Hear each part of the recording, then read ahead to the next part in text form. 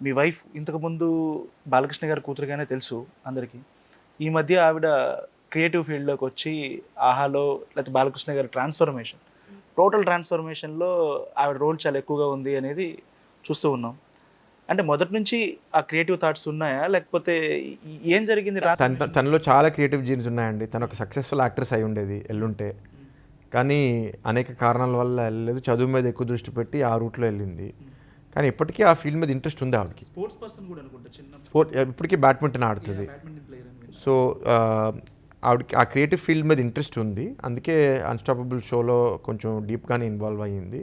And ఇప్పుడు కూడా మామయ్య కెరియర్లో స్క్రిప్ట్ రీడింగ్స్ చేయడము, లేకపోతే ఏ సినిమా చేద్దాము, ఏం చేద్దాం అనేది కొంచెం వాళ్ళిద్దరు బాగా మాడుకుంటూ ఉంటారు. చాలా క్లియర్గా తెలుస్తుంది. లాస్ట్ ఆ ఏజ్లో 50+ ఆర్ 60+ ఏజ్లో బ్యాక్ టు బ్యాక్ 3 హిట్స్ ఇచ్చిన హీరో ఇప్పుడు లేరు. అలాగే 60+లో 100 crores దాటింది రీసెంట్గా లాస్ట్ 1 డికేడ్లో కూడా లేదు. బాలకృష్ణ గారి ట్రాన్స్ఫర్మేషన్లో అంటే కొంచెం అనలిటికల్ ఏం జరిగింది, ఏం మార్చాలనుకున్నారు, ఏం జరిగింది మీకు తెలియదా? నాకు నిజంగా తెలియదండి సుడి.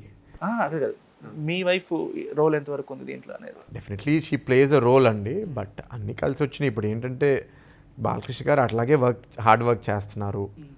అండ్ ఇప్పటికీ ఆయన ఇది ఆస్ట్రాలజీ, ఈ రిలీజియన్ అంతా ఉంది. అదేం ఆయన నేచర్లో మార్పు ఏమీ లేదు.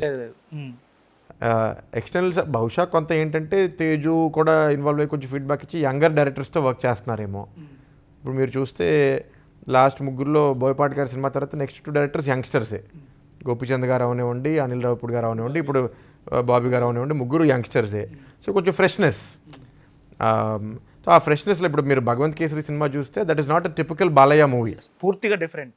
కానీ అయినా క్లిక్ అయింది. మొన్న వచ్చిన టీజర్ కూడా చాలా బాగుంది. బాబీ సినిమా టీజర్ కూడా ఇంకా మనం ఏంటంటే కొంత ఇంట్లో వాళ్ళిద్దరు మాట్లాడుకునేది కొంచెం మనకు విదిన్ సమ్ కన్ఫైన్స్ కొంచెం ఎక్స్పెరిమెంట్ చేద్దాం, కొంచెం ఫ్రెష్ ట్రై చేద్దాం అనేది వర్కౌట్ అవుతుంది. ఇప్పుడు అన్‌స్టాపబుల్ షో కూడా చేయడం వల్ల ఒక ఎంటైర్ సెక్షన్ ఆఫ్ సొసైటీ ఎవరైతే ఆయనతో కనెక్షన్ అంత ఫీల్ అవ్వలేదో వాళ్ళు కూడా బాగా కనెక్ట్ అయిపోయారు. ఓహో, ఆయన ఇంత హ్యూమరస్, ఇంత జాలీగా ఉంటాడా, ఒకటి సీరియస్గా కొట్టేస్తాడని కొందరికి ఆ భావన కూడా పోయింది. సో అన్‌స్టాపబుల్ కూడా ఆయన మీద ఒక పర్సెప్షన్ బాగా చేంజ్ చేసి